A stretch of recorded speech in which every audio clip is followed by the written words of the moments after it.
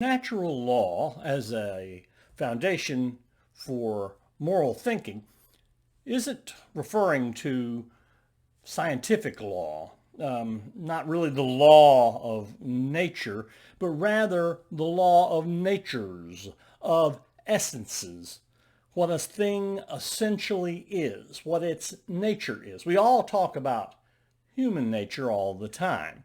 I'm just talking about the nature of the thing, of the action that's being taken, or perhaps the person taking that action. Are they in accord with the natural order of things?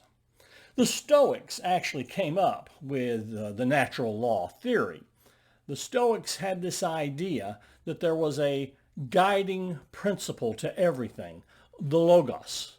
And the Logos is just that nature is logical, that everything has a pattern and an order. And if we behave according to that pattern, if we behave in balance with that pattern, then we're being moral. Thus, we can talk about how this or that is in accord with the Logos by knowing that whether or not this or that, it matches the essential quality of the thing because the Logos has laid out the essential quality of the thing. For the Stoics, that meant a very simple life, a very quiet life, a very orderly life. It did not need to refer to a divinity, and as we'll see, St. Thomas agrees with them there. Now, the great, if we will, proponent of natural law theory, the person who sort of laid out the rules by which it's played, is St. Thomas Aquinas. St. Thomas lived in the 13th century. He was a very interesting person in the sense that he had an awful lot of thoughts and was a very influential person throughout history. He was not particularly interesting as a person. In fact, he was very bland, although he was quite often at odds with the official church doctrine. St. Thomas was trying to make what had been essentially a divine command approach to ethics, which he could see, having studied the ancients, didn't work, and convert it into something that was rational and useful. After all, even in the scriptures, it talks about how there are moral, lawful, well-behaving pagans who've never heard the teachings of Judaism or Christianity, and yet they're good people.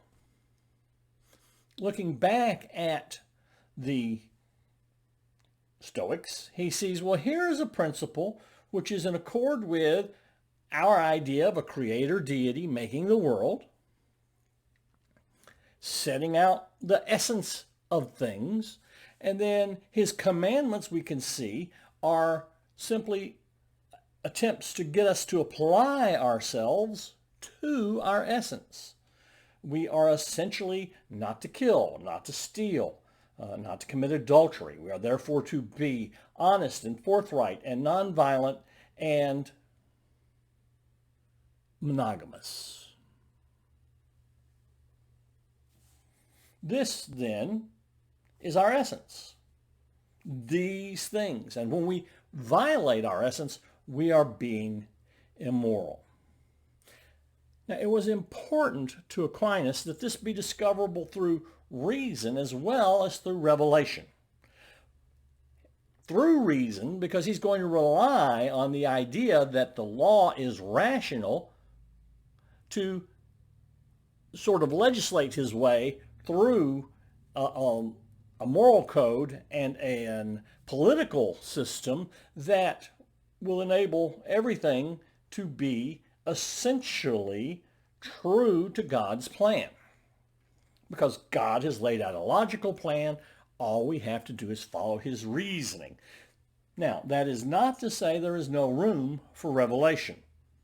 Aquinas believes in revelation, but he does think that ethics should be discoverable as well through reason as through revelation, although he will always give revelation the upper hand if they conflict.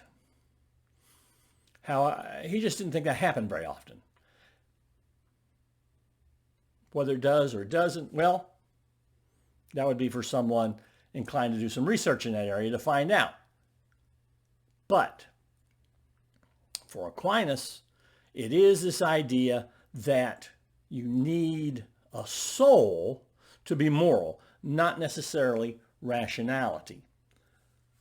This would be inclined to leave even the brightest of animals out of the moral realm. No matter what they were capable of doing in terms of reasoning, they do not have souls. At least, not according to Aquinas. So, natural law is not about science, it's about essence.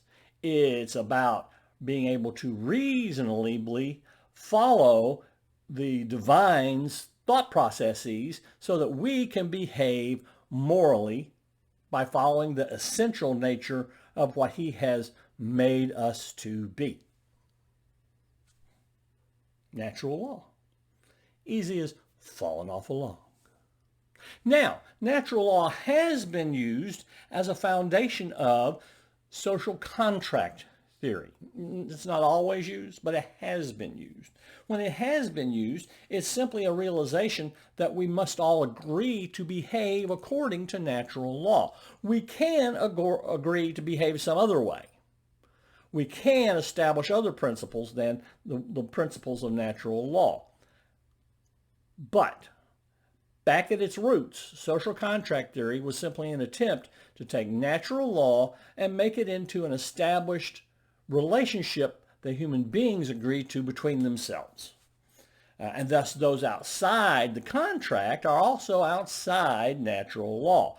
Because if they were behaving according to natural law, they would be in the social contract, implicitly, if not explicitly.